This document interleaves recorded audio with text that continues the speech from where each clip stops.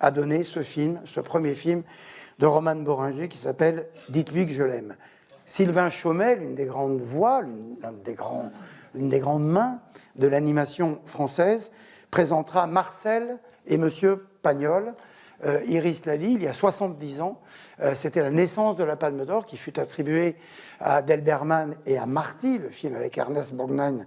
Cette première Palme d'Or fut attribuée par Marcel Pagnol, président du jury, un président du jury qui était plus d'ailleurs un académicien que l'extraordinaire cinéaste qu'il était, puisqu'à l'époque c'était beaucoup des académiciens qui étaient présidents du jury. Mon ami Régis Debray sans cesse me redit il n'y a pas assez d'écrivains dans le jury. Il y en avait beaucoup dans les années 50.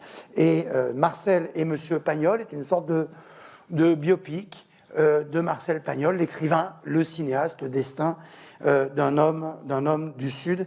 Et je voudrais saluer les efforts de Nicolas Pagnol, qui prend soin de l'œuvre de son grand-père, et dire que Cannes Classique, qui sera annoncé un peu plus tard, nous aurons une extraordinaire version restaurée de Merlus. Pagnol, il faut aussi aller voir les films plus méconnus, Geoffroy, Merlus, etc., et pas seulement les grands titres.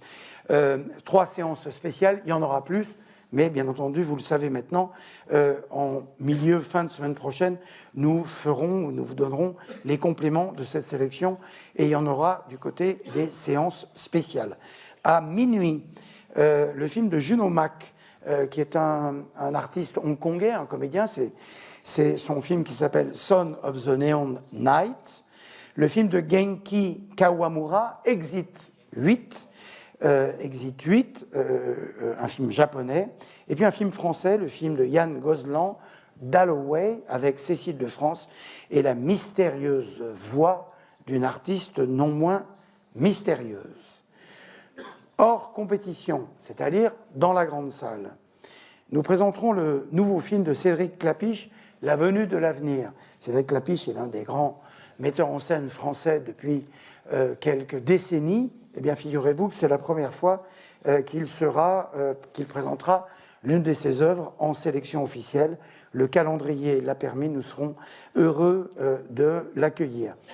Comme vous le savez, Mission Impossible de Final Reckoning sera présenté en présence de son acteur principal, Tom Cruise, et en présence, bien entendu, de son metteur en scène, Christopher McQuarrie. Je voudrais remercier Paramount une nouvelle fois de nous permettre de faire cette grande célébration de cette grande franchise, d'ailleurs, née à la télévision, et insister aussi non seulement sur la présence de Cruise, mais sur la présence de Christopher McQuarrie, son compagnon de travail. Thierry Cliffat a réalisé un film dont le titre est « La femme la plus riche du monde », et quand vous en connaîtrez le résumé, vous vous souviendrez que j'aurais dit que toute ressemblance avec des personnes ayant vécu ou toujours vivantes sera totalement et partiellement fortuite. Et puis enfin, Rebecca Zlotowski viendra présenter hors compétition cette screwball comédie qui s'appelle Vie privée et qui s'inspire de ces films de couple qui ont à démêler des histoires policières et en l'occurrence psychologiques, le couple en question étant formé par Jodie Foster et Daniel Auteuil. Jodie Foster, dont les liens avec la France ne sont plus à rappeler. On est très heureux de l'accueillir après qu'elle l'ait été pour l'édition de Cannes de juillet 2021, l'édition de retour du cinéma et du Festival de Cannes, et elle avait honoré, illuminé de sa présence la cérémonie d'ouverture. Et nous continuerons à compléter également ce groupe de films hors compétition. Je sais, Fred, je sais, je fais exprès.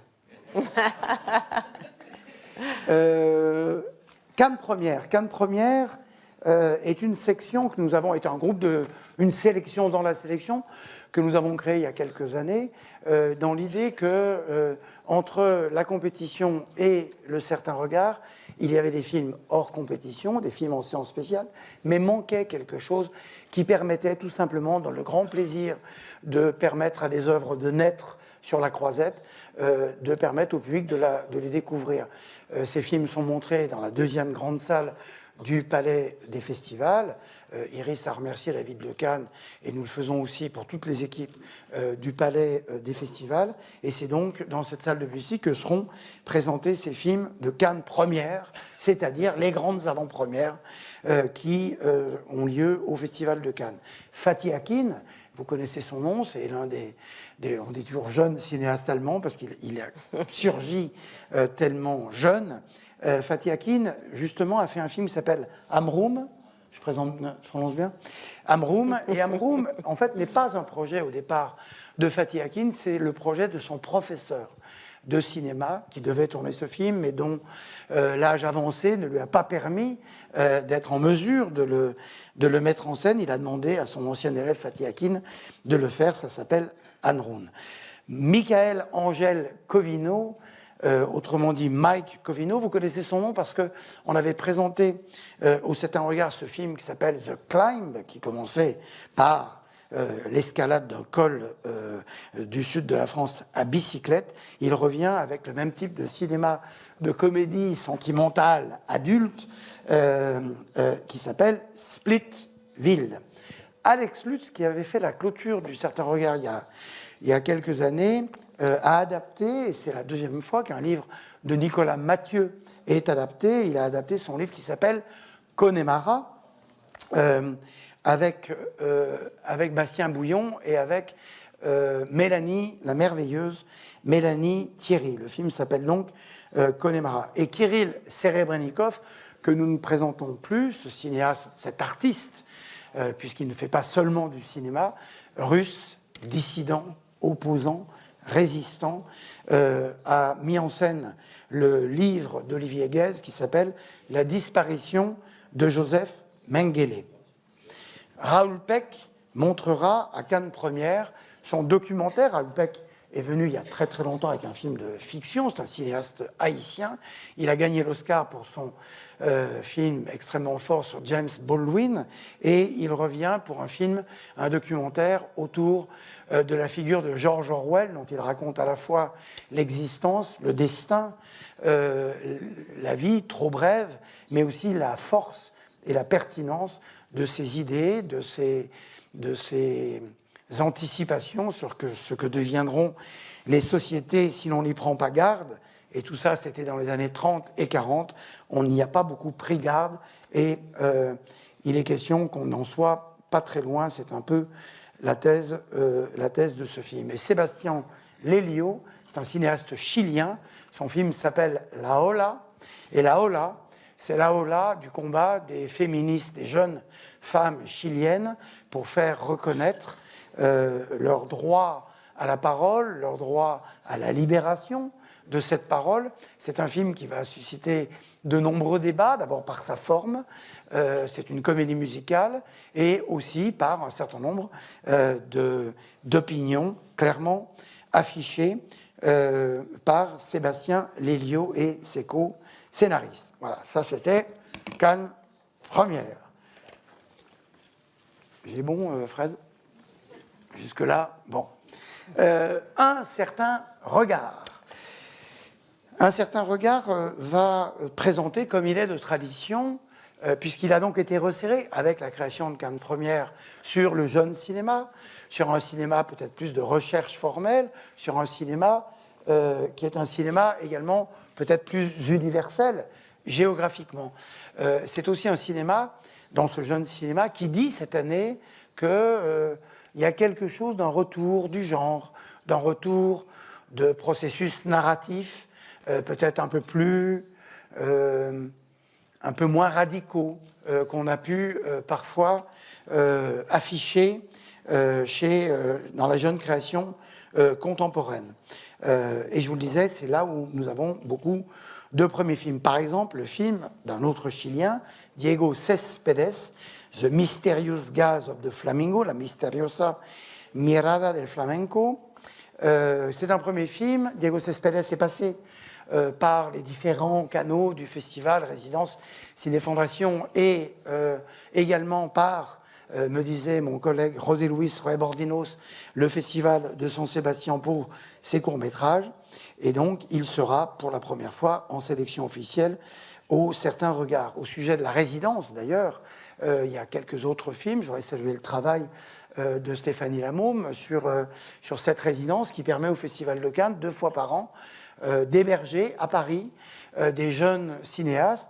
Alors, on redisait ce matin que Antonioni a fait son premier film comme jeune cinéaste à 44 ans. Les jeunes cinéastes encore assez longtemps par rapport à d'autres disciplines artistiques, mais permettant d'accueillir des jeunes cinéastes dans Paris qui viennent écrire et qui viennent également prendre des contacts avec des producteurs, avec également des scénaristes, avec des parrains, avec des gens qui viennent les conseiller.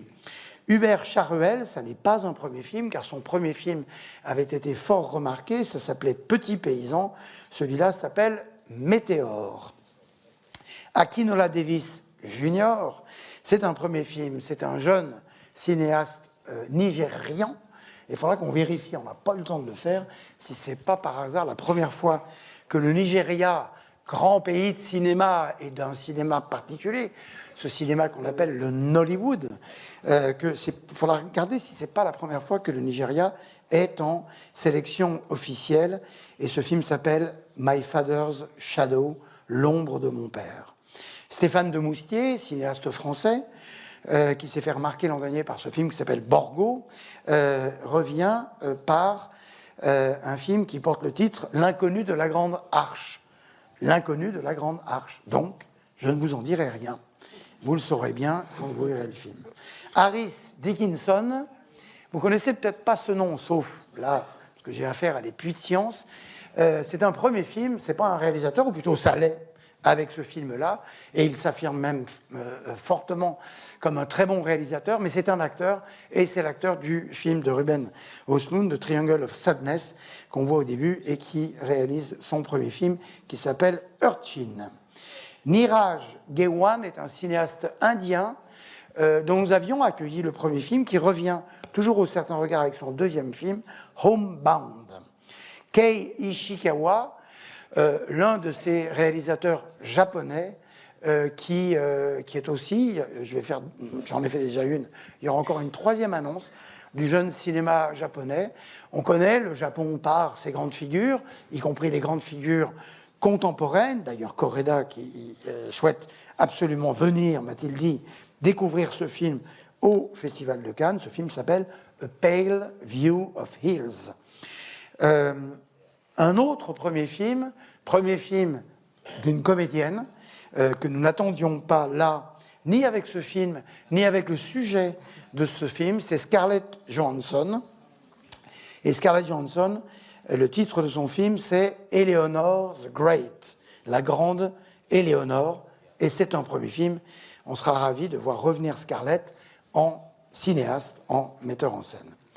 Zuzana Kirchnerova, c'est une cinéaste tchèque, quand j'évoquais la résidence et la Ciné-Fondation, ce qui me permet aussi de rendre hommage à Dimitra Karliota et à Laurent Jacob, qui vient de prendre sa retraite, qui nous a accompagnés des années durant au comité de sélection, mais ça me permet de lui faire un petit salut. Et Susanna viendra présenter son road movie d'une mère et son fils qui s'appelle Caravane. C'est également un premier film. Elle gagna, il y a quelques années, le concours de la Ciné-Fondation, dont le jury et la sélection vous sera révélé dans les jours qui viennent. Harry Lightton, premier film anglais qui s'appelle Pillion, et c'est un film qui est quasiment une comédie, et pourtant, si j'ose dire, et ça n'empêche pas, une comédie dans le milieu des bikers homosexuels anglais, qui est une catégorie en soi, visiblement. Le cinéaste égyptien Morad Mostafa, qui est également passé par la Résidence, et c'est son premier film qui s'appelle Aisha Can't Fly Away. L'Égypte est également un pays de plus en plus souvent représenté, tous les enfants de notre cher Joe Chahine. Un couple de cinéma, un couple de frères de cinéma, on aime bien les frères de cinéma, c'est Arabe et Tarzan Nasser, qu'on a déjà accueilli. Le film s'appelle Once Upon a Time in Gaza. Charlie Pollinger, lui, c'est un premier film, joué et produit par Joel Edgerton, que nous avions accueilli, cher Iris, pour Gatsby le Magnifique. Et à l'époque, c'est toi qui nous avais permis de montrer le film de Baz Luhrmann apporté par Warner. Ce film s'appelle The Plague, qui est un film qui évoque les relations difficiles, parfois entre enfants, dans des écoles, ou là, en l'occurrence, dans des équipes de water-polo, autour de ce qui ressemble à ce harcèlement et à cette violence qu'il faut corriger dès le plus jeune âge. Eridje Seiri est une cinéaste tunisienne. Son film s'appelle Promis le ciel. Et nous terminons avec 2 films italiens. L'Italie n'a jamais cessé, bien qu'on ait dit que le cinéma italien, après les grandes années, les grandes décennies de gloire, avait eu tendance à perdre, non pas cette gloire du tout, mais perdre cette capacité à produire. Et pourtant, il n'a jamais disparu par quelques grandes figures, celles que nous avons pu accueillir régulièrement à Cannes, qui sont les dignes héritiers des Scola, des Fellini, des Antonioni et des Visconti, qui ont marqué l'histoire du Festival de Cannes dans les années 50, 60 et 70. Et là, ce sont 2, 3 cinéastes inconnus, puisqu'il y a également un autre couple de cinéma, pas frères, Matteo Zoppis et Alessio Rigo de Righi. Leur film s'appelle Testa o Croce, et qui est un western italien, mais pas un western italien, un western de nationalité italienne, qui montre en particulier le voyage de Buffalo Bill, joué par un magnifique John C. Reilly, film dans lequel on retrouve également Nadia Tereskevich, qui est un film d'auteur tout à fait formidable, Testa o Croce. Et l'autre film italien de Francesco Sossei, on dit comme ça, les Italiens, pardon pour la prononciation, le Città di Pianura, un dernier pour la route, et c'est en effet un road movie, un dernier pour la route. Il s'agit bel et bien d'un verre d'alcool, et il s'agit bel et bien d'une histoire d'hommes qui prennent la route pour aller se bourrer la gueule. Nous passons maintenant à la compétition de cette 78e édition du Festival de Cannes. Compétition qui verra 6 réalisatrices y figurer. Je crois qu'on a déjà atteint ce chiffre. Je ne le sais pas parce que ce n'est pas vraiment ce qu'on regarde, mais quand même, l'an dernier c'était 4, et là ce sont 6 réalisatrices, et même 7 et plus avec Rebecca, qui seront montrées dans la grande salle, le grand amphithéâtre Lumière. Et je commence à égrener les participants à cette compétition, qui sont 19, par Jafar Panahi, le cinéaste iranien. Le film s'appelle Un simple accident, et Jafar nous a demandé de ne rien dire sur son film pour l'instant, ce film qui figure donc en compétition. Joachim Trier est norvégien. La dernière fois qu'il est venu, c'était avec Julie en 12 chapitres, qui avait remporté un prix au palmarès, et ce film-là s'appelle Sentimental Value. Carla Simone, vous connaissez son nom, elle est également passée par les courbes de jeunesse, les écoles, si j'ose dire, de jeunes artistes du Festival de Cannes. Elle a également remporté l'Ours d'Or chez nos collègues de la Berlinale. Son film s'appelle Romeria. Masha Sielinski, j'ai bon, parce que c'est une cinéaste allemande, mais son titre est en anglais, Sound of Falling. Je crois que c'est le titre définitif, mais son titre de travail, je ne peux pas m'empêcher de vous le citer, qui était The Doctor Says I'll be all right, but I am feeling blue. Très beau titre. Pourquoi est-ce que on va lui demander de le remettre? Bon. Je parlais de l'Égypte. Vous connaissez évidemment Tariq Saleh, Le Caire confidentiel, qui revient en compétition à Cannes avec Les Aigles de la République, qui est un film, quand je parlais d'éthique, de conviction, de transparence, de combat, d'esprit de contradiction, il y a Tariq Saleh par son travail. Kelly Richard, là aussi, nous sommes en présence d'une réalisatrice, The Mastermind, où elle visite un genre dans le genre qui était le cinéma des années 60, les petits films policiers des années 70. Voilà ce qu'est un peu son film The Mastermind. Entrée française dans cette compétition, Dossier 137, c'est le film de Dominique Moll qui avait fait forte impression avec La Nuit du 12, qui nous avait d'ailleurs permis d'inaugurer de fantastiques manières Cannes première, puisque le film avait connu une fortune éblouissante jusqu'au César et jusqu'à un beau succès en salle. Il revient en compétition, où il avait surgi il y a quelques années, son film qui est joué par, entre autres, mais principalement Léa Drucker, qui joue une policière chargée d'inspecter le travail de ses collègues policiers, ce qu'on appelait dans les films français des années 50 les bœufs carottes, c'est-à-dire l'IGPN. Et là encore, quand on parle de ces artistes qui veulent nous rappeler ce que sont les règles des démocraties, les règles de la République, les règles de la surveillance et du contrôle, ce film, évidemment, aborde un certain nombre de ces thèmes-là.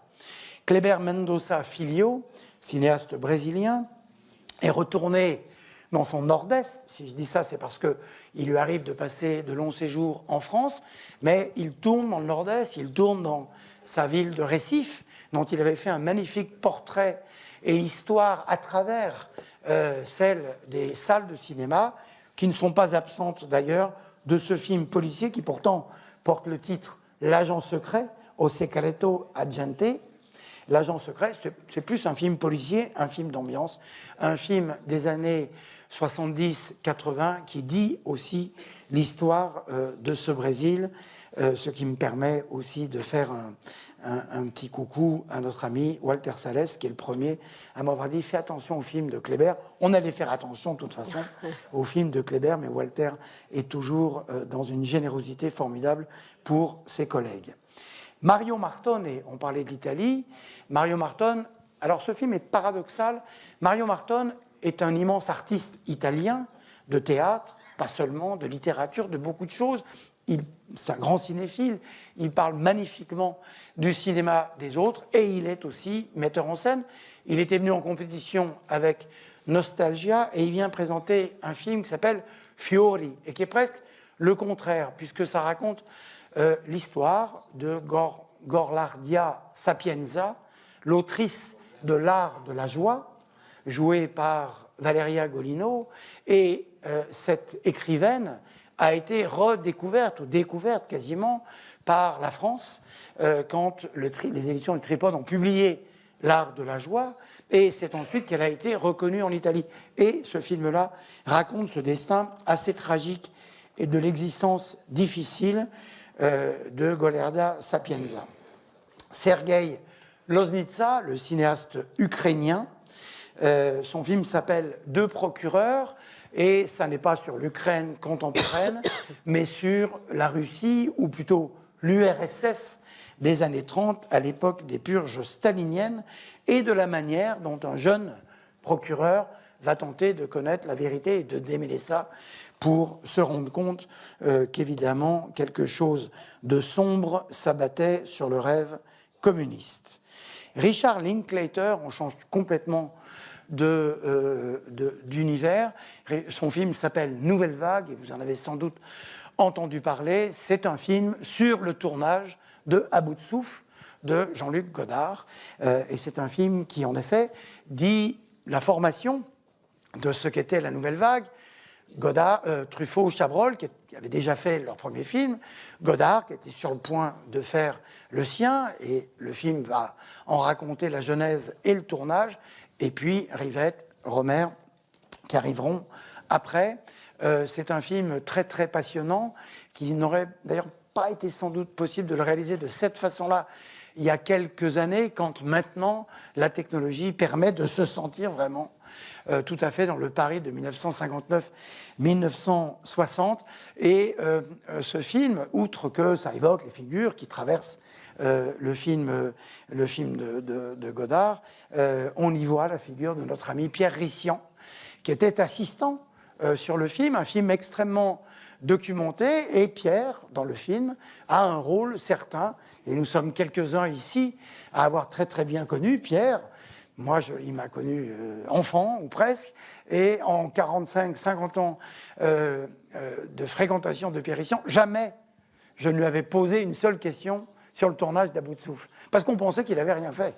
On pensait que c'était comme ça. Or, en tout cas, dans ce film, on s'aperçoit que Pierre avait un rôle tout à fait formidable aux côtés d'un Jean-Luc Godard et de Jean Seberg, de Jean-Paul Belmondo. Mais de Jean-Luc Godard, que dit le film? Que c'est beau la jeunesse, c'est fort la jeunesse, et que cette jeunesse-là disait à quel point la liberté était importante dans le processus de création pour le surgissement d'un film qui a révolutionné, évidemment, le cinéma moderne à partir de 1960. Oliver Lack, c'est un cinéaste espagnol.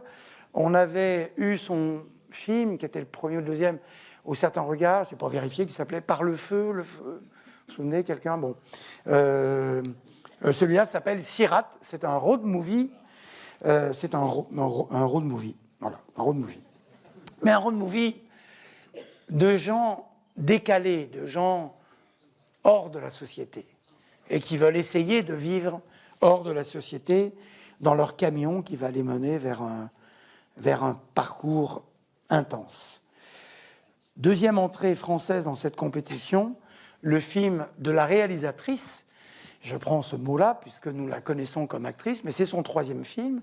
Le précédent était au Certain Regard, le premier était à la Semaine de la Critique, c'est Afsia Herzi, et ce film s'appelle La Petite Dernière, adaptation d'un roman, et Afsia démontre à nouveau ses talents de réalisatrice et ses convictions de femme et ses convictions de fille ayant grandi dans des milieux populaires. Pour ce qui la concerne, c'est les quartiers nord de Marseille, elle l'a raconté.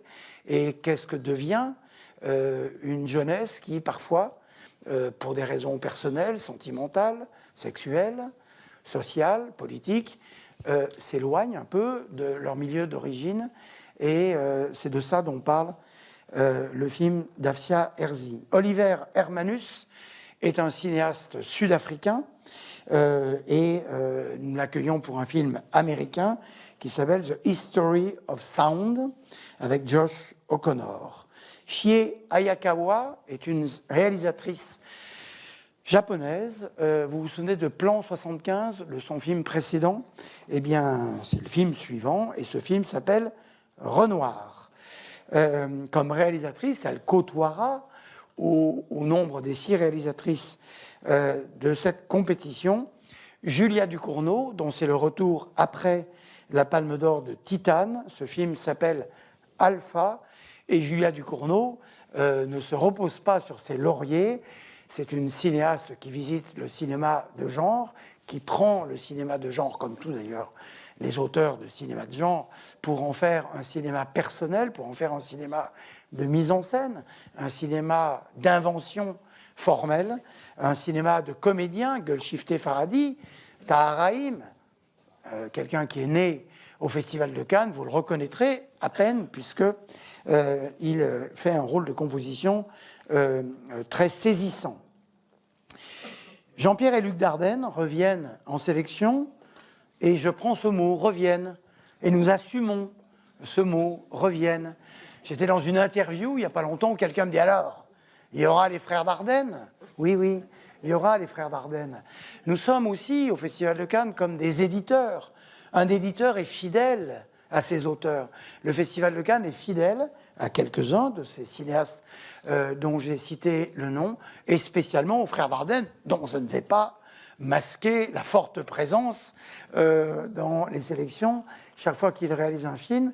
Mais cette chronique de la désindustrialisation, cette chronique de ces gens qui tombent dans une certaine marginalité, et là le film s'appelle Jeune mère, et ça parle de ces jeunes mères de famille qui ont de la difficulté à devenir mères et qui sont accueillies dans la difficulté parce que ça manque de moyens par des équipes médicales, des soignantes dont le dévouement et la compétence sont extraordinaires.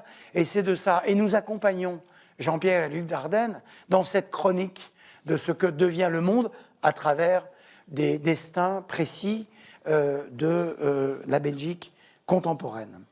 Ari Aster, en revanche, c'est la première fois qu'il arrive en compétition. Le film s'appelle Eddington, c'est Joaquin Phoenix qui en a le rôle principal. C'est un film qui parle de l'Amérique contemporaine, qui a été tourné il y a 1 an, parce que quand on parle d'Amérique contemporaine, les nouvelles vont tellement vite sur l'Amérique d'aujourd'hui, mais mine de rien, il parle quand même globalement de ce que les États-Unis sont devenus à travers une campagne municipale d'une petite ville dont le shérif est Joaquin Phoenix. C'est un film évidemment contemporain. On est content d'accueillir Ari Aster et A24 pour ce film qui s'appelle donc Eddington. Et Wes Anderson de Phoenician Shame, c'est un retour de Wes Anderson qui bientôt fera 2 festivals de Cannes. Il fera un film tous les 6 mois. Il est l'objet, paraît-il, par ailleurs, vous le savez, d'une belle exposition à la Cinémathèque française. Et on retrouve sa troupe d'acteurs, pour lequel, m'a-t-il dit, quand on lui a dit qu'il était retenu en sélection officielle, pour lequel il a déjà prévu le bus, les hôtels, etc. Enfin, tout ça fonctionne en troupe et on les verra arriver au pied des marches, à la tête desquels figurera Benicio del Toro, qui est la vedette de ce film-là. Je reçois des messages parce qu'il y a un film que je n'ai pas cité. Oui, mais j'ai fait un peu exprès.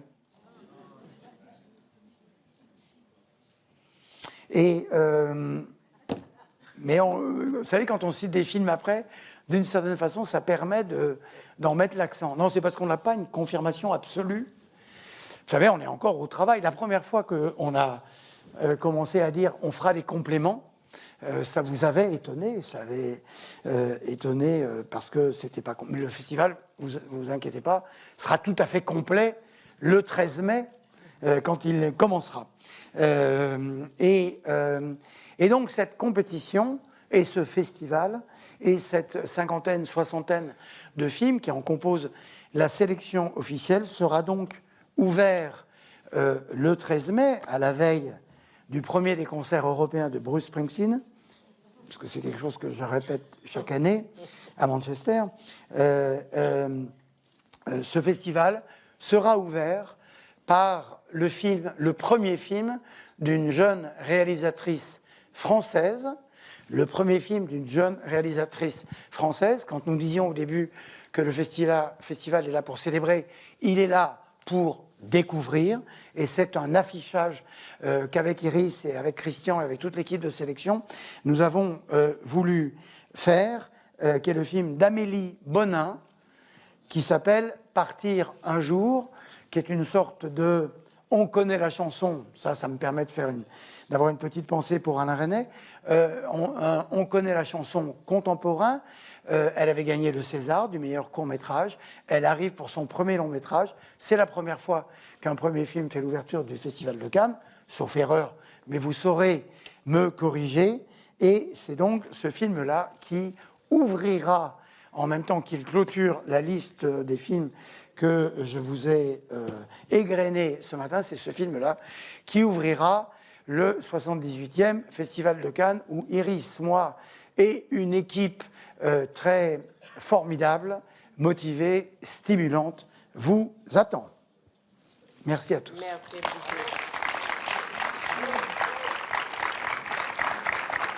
Bravo, Pierre. On a remercié les partenaires, tout ça. Mais... Oui. Oui.